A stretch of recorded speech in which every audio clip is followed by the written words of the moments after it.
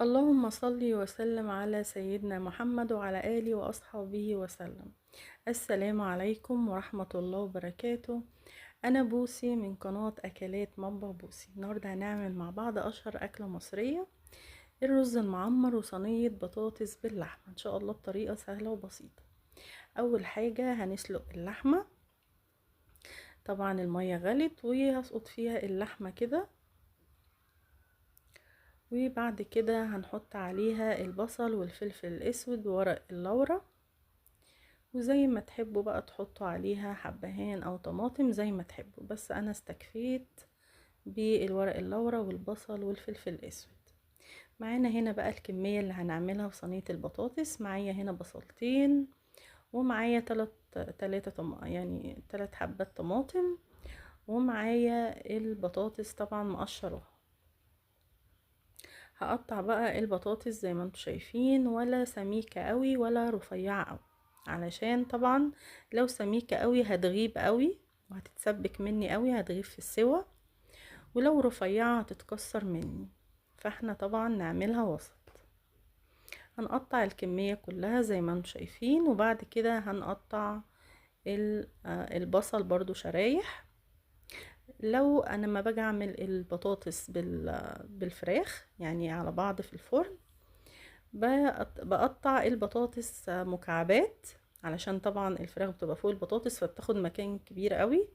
لكن بقى لما بعملها باللحمة بحب اقطع البطاطس كده شرايح زي ما انتم شايفين، اللي هي التقطيع بقى بتاعت زمان اللي احنا عارفينها دي. وبقطع برضو الطماطم، اللي ما جربش البطاطس بالطماطم المتقطعة بتبقى حلوة جدا وخفيفة جدا، احسن كمان من او مفضلة عندي يعني طبعا بالنسبة لي انا بتبقى احسن بصلصة الطماطم او بالطماطم المضروبة بالخلاط، بتبقى خفيفة كده وحلوة وبتخلص على طول.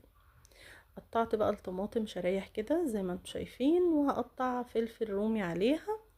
الفلفل كان سبايسي جدا، الفلفل الرومي اللي في السوق الايام دي مش عارفة ليه سبايسي كده، فما قطعتش بقية الفلفلاية، اكتفيت بالنص الفلفلاية بس. حطيت بقى ورق لورا، ركنت بقى البطاطس والطماطم كده على جنب، وحطيت على البصل فلفل اسود وملح وورق لورا، وبقى ابتديت كده بقى ايه ادعك في البصل كده علشان ينزل الطعم بتاعه. وهقلب بقى كله على بعضه زي ما انتوا شايفين كده، وهزود شوية ملح. طبعا لازم تظبطي البطاطس بالذات، بظبط الملح بتاعها قبل ما بتستوي، لان طبعا مش هعرف احط الملح بتاعها واقلبها علشان ما تتكسرش مني. بتظبطي لها كل حاجة، التوابل وكل حاجة، بس انا بفضل على البطاطس بالذات احط فلفل اسود بس وورق اللورا. وحطيت معلقة سمنة وحطيت شوية زيت، وهنا اللحمة كانت استوت كده يعني سوا الا ربع. هحطها بقى فوق البطاطس كده او فوق صينية البطاطس علشان تكمل السوا بتاعها مع البطاطس. حابة تحطيها في الفرن وتغطيها زي ما تحبي، بس انا حبيت كده اسويها على البوتاجاز والاخر اديها وش فرن كده واغطيها، واول ما تغلي اوطي عليها. خلي بالك البطاطس اللي هي على البوتاجاز من فوق، تخلي بالك لازم توطي عليها. معانا بقى هنا حوالي كيلو الا ربع من الرز المعمر، غسلناه طبعا وحطيته في الطاجن اللي هعمله فيه، وحطيت رشة فلفل اسود وحطيت ملح، ومعانا 3 معالق قشطة كده كبار حطيتهم عليها. والمفروض ان انا كنت احط شوية زيت، بس نسيت احطهم انتوا شوية زيت، علشان الزيت بيدي كده لمعة حلوة. انا حطيته في الاخر بعد ما استوى. وهنا معانا بقى لبن مغلي